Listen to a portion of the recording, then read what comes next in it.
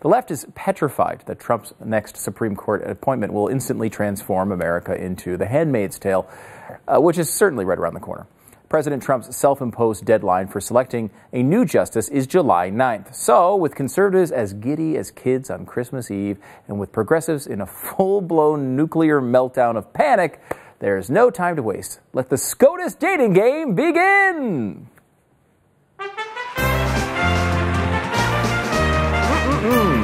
Four lucky candidates waiting in the wings right now, so let's meet them. First potential nominee is Don Willett. He's 51 years old and a judge on the Fifth Circuit Court of Appeals. Willett has a record of defending individual and religious liberty. He assigns a legal textbook co-authored by Antonin Scalia to his law clerks and seems to maintain Scalia's originalist approach to interpreting the Constitution. But the real reason Willett is already getting the stink eye from the media is because he has what is commonly known as a sense of humor. Judge for yourself. Go on, here we go. My favorite three chocolates, positively dark, white, and milk. I mean, come on, puppies. We all love puppies. How about next? People of Earth, in 2018, Justice Willett will never give you up, let you down, run around, desert you, make you cry, say goodbye, tell a lie, or hurt you. He's Rick-rolling you. That's awesome. How about this one? Yeah, 11-year-old daddy. What do politicians talk about Eminem's domain? That's eminent domain, huh? Sorry, you only get one shot. He's even making Eminem references there. Father-son humor at its best. And this one, I mean, when you're tired of cornbread shaped like Colorado and Wyoming. God, that looks really good. I'm really fat. Judge Willett is definitely guilty of being totally awesome on Twitter, and that's why we love him so much and want to date him. Only congressional Democrats could fail to find humor in one of Judge Willett's most offensive tweets. I hope you're prepared for this. I could support recognizing a constitutional right to marry bacon. What a bastard. Judge Willett had to defend his bacon tweet before the Senate in 2017 when he was grilled or skilleted, as it were, by Senator Patrick Leahy, whose total lack of humor suggests he's never experienced the joy of bacon himself, and he's just not a good guy.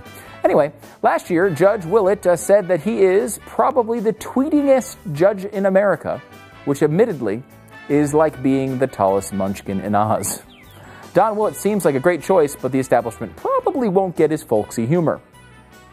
Presidential nominee number 2, of course, is 53-year-old Thomas Hardiman. He's a judge on the U.S. Circuit Court, Third Court of Appeals, or whatever the heck it is. Born and raised in Massachusetts, he graduated from Georgetown Law School, where he was financed driving a taxi, which is kind of like, if you don't know what that is, like an analog Uber, kind of like that.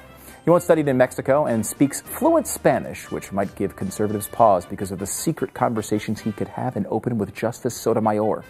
Hardiman and his wife have 3 children. Hardiman was apparently runner-up to Gorsuch when President Trump was considering his replacement for Antonin Scalia. Now he's in the running again and has the endorsement of Trump's sister, Marianne Trump-Berry, who served with Hardiman on the Third Circuit Court of Appeals. According to this handy liberal-conservative spectrum graphic put together by political scientists who are psychiatrists, kind of like psychiatrists are to medicine, I would say. This is kind of where people stand on the chart. Look how, that's kind of fun.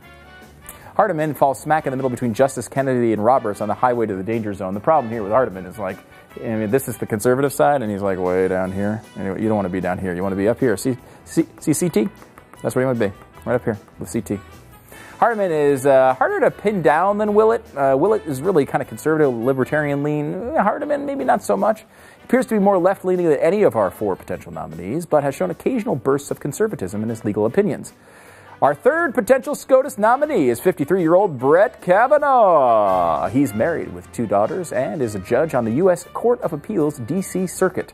A graduate of Yale Law School, he would fit right in with the Ivy League fraternity of current SCOTUS justices. Our fourth and final potential nominee is Amy Coney Barrett, whose best upfront credential might be that she's only 46 years old. She could stay on the court forever.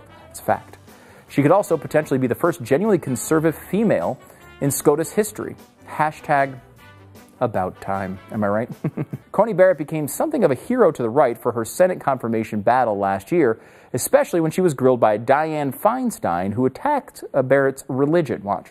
When you read your speeches, the conclusion one draws is that the dogma lives loudly within you.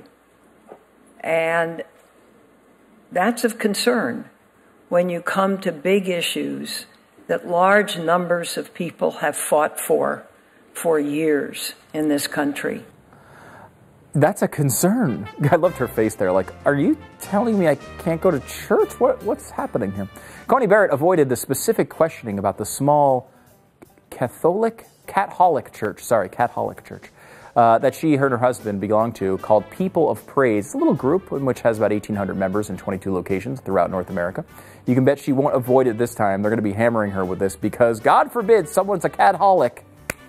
The left will paint her, of course, as a cult member, which is going to be really fun to watch. I can't wait to see this happen. I kind of feel like she's the favorite, to be honest with you. We'll see how that goes. Barrett's faith community uses something called accountability partners, which are personal advisors that help counsel members one-on-one. That's creepy territory for the left, which mostly lives by the anything goes and follow your heart mantras. Critics are freaked out that Barrett's court decisions would be unduly influenced by her accountability partner. When Democrats inevitably head down that road of questioning, someone should remind them. During the 1960 presidential election, critics were freaked out by John F. Kennedy's cat-holicism as well. It's cat-holic, right? That's right.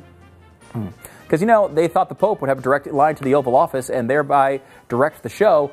Didn't wind up happening. One of the keys to knowing whether you have a good pick on your hands is the principle of reverse endorsement. That means that the higher the profile of the progressive leader who goes out of their way to blast you, the more it means you're the perfect person for the job. Exhibit A, this tweet from Chuck Schumer. The bottom line, Judge Barrett has given every indication that she will be an activist judge on the court. If chosen as nominee, she will be deciding vote to overturn Roe v. Wade and to strike down pre-existing protections in the ACA. Why is he so boring?